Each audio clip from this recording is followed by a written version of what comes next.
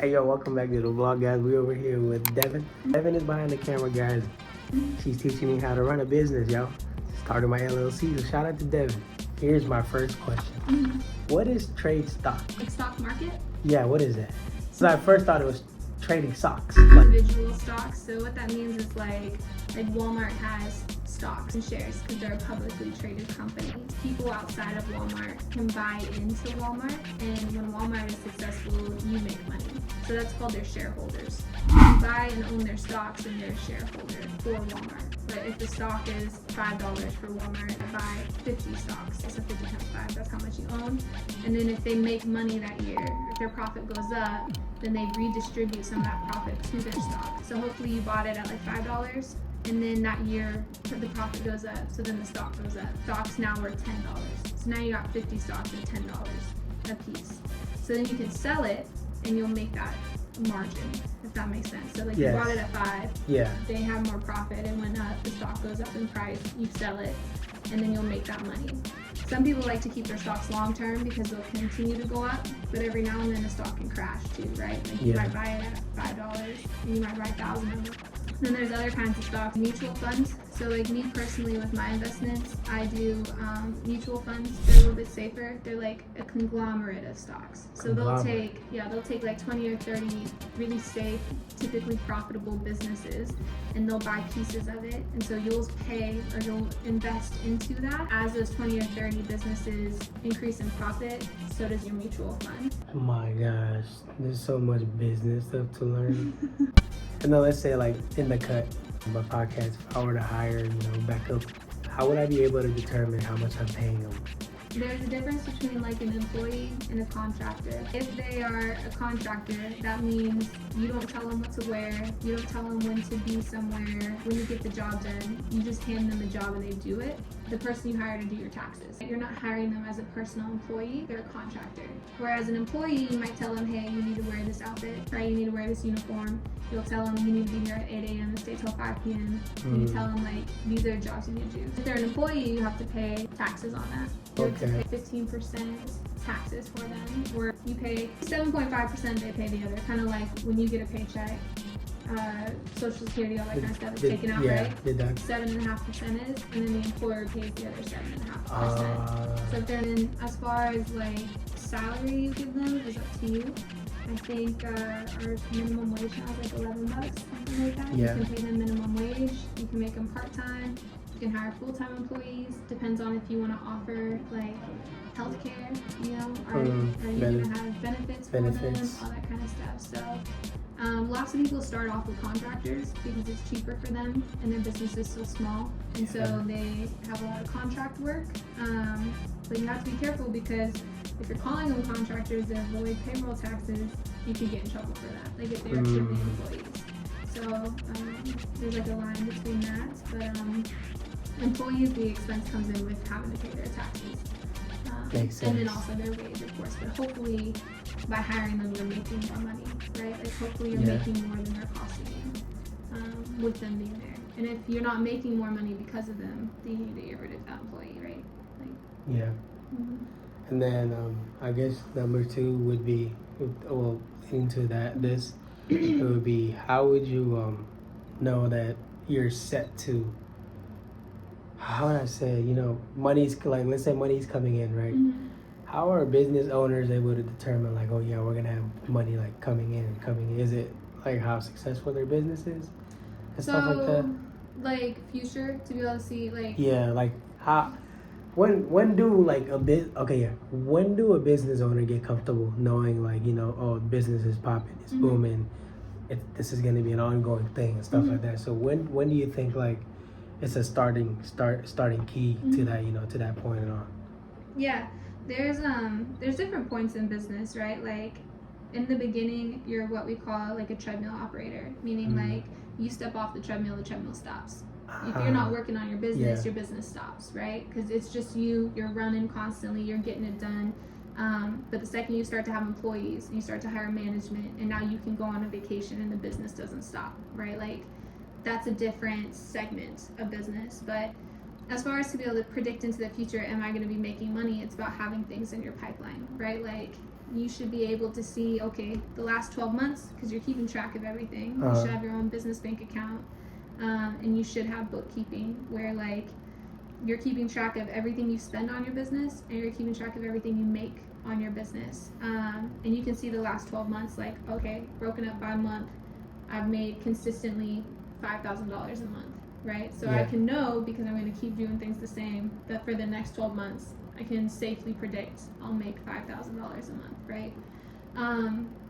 Or it's about having clients lined up. So like my husband, for his business, he's booked up with people wanting jobs done up until like a certain date, right? So somebody's like, hey, I need a deck built. He's like, I can't get to you until November. I can't get to you until next spring, right? So like he knows he has jobs lined up. They can fall through, but then he'll just move up his pipeline and fill up the back end, right? So like it's about knowing what sales are coming your way. For you, it might be advertisements, right? So like you're making money through advertisements. So you sign a contract with someone and they say, we'll advertise on your site for 6 months. Here's this dollar amount, right? So then you can see like what's coming in. So you predict partly from the past, and then you also make educated guesses on the future, right? Like I know I can nail like 4 more advertisers to come on my site and advertise on my site, and I know that because I'm not going to quit until I do, right? Like that kind of thing.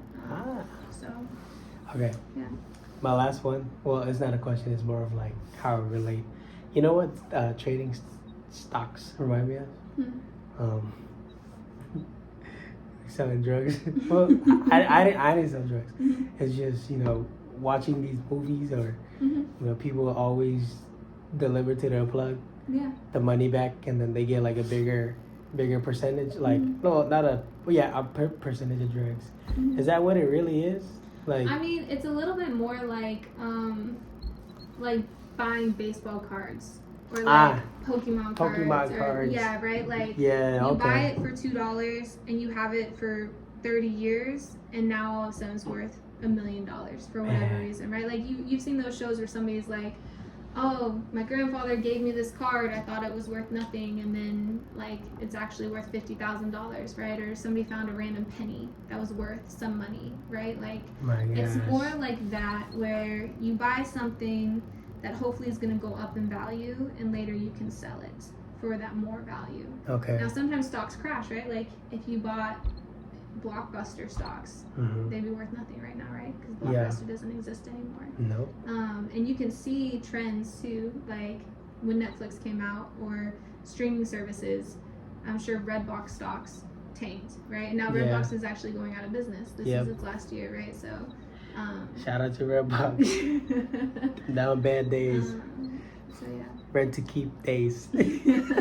Whereas like drugs is a little bit more like going to the store and buying something, and you're on the other side selling it. So like if I go to the store and I buy flour, typically flour is like the same price. It might go up a little bit with inflation and things like that, but flour itself isn't like an investment, if that makes sense. It's like a commodity. Okay, yeah. It's just a thing you go buy, right? Like anyway, I don't want to get into specific drugs, but yeah. Time is a commodity. But yeah, y'all, man, I'm learning so much, y'all tap in. I'm gonna go to my podcast now. Shout out to Devin and shout out to Canopy. We love y'all. Just right, LLC coming in. See? Hey, so I learned a lot, bro. I learned a lot today from the LLC meeting. I'm trying to start my own business. So trying to turn Just Right Entertainment into a really ANT LLC type of company. Hey, bars. So yeah, man, tune in, brother. Because we got good thing going. We got good things coming, man. Tune in, brother. But for real though, where is Liar, bro? Liar, where you at, my brother? Man, I've been waiting for you, Liar, bro. Oh, freaking Liar, bro. Nope, that's not Liar. Nope, that's a Mercedes-Benz, bro. I don't think Liar want to drive that kind of ride. Hey, I'm not saying Liar don't got money though, cause that boy got money. Since we out here waiting for Liar, I want to tell y'all a little story about how a lot of people fooled me when I was a youngin', man. I had these guys telling me,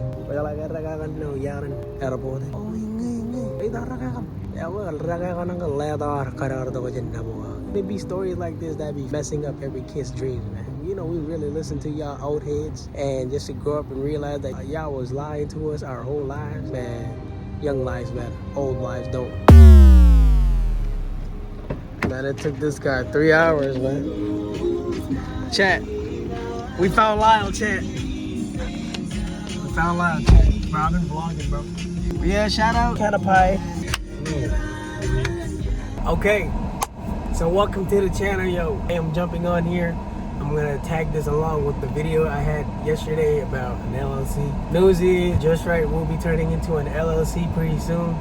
Just trying to invest in myself and what I got going on, make some money out of it. Also on top of that, I also want In the Cut podcast to be an NGO, 501c3. So just shout out the community and keep doing community work, talk about what we got going on in the community.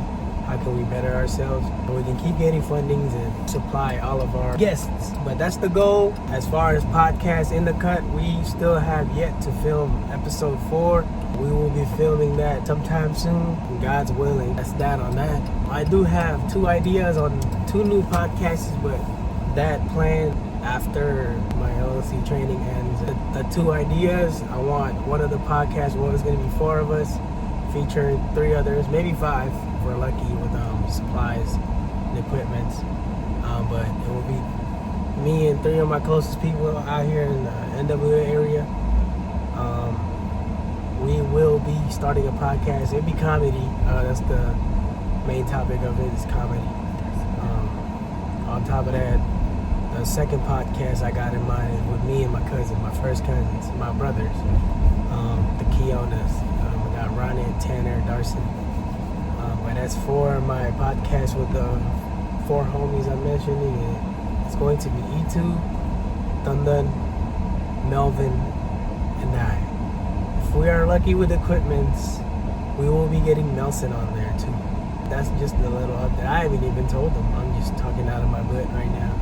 But I know how real my people get when I request something. I know how we get down for each other, so I know it's already a go. And those are people that support me big time. Shout out to everybody. Right now I'm at U Street, at one of the coldest barbers out here in the NWA. My favorite personally, because I know how goofy he is, Shout out to Isaiah, man. I love you, buddy. I love you, buddy. I love you, buddy. Yeah, man. If y'all want free cuts, tap in with U Street Barber, man. He's for free, man. If y'all want them free cuts, hit him up. He's gonna get you in for the free, man.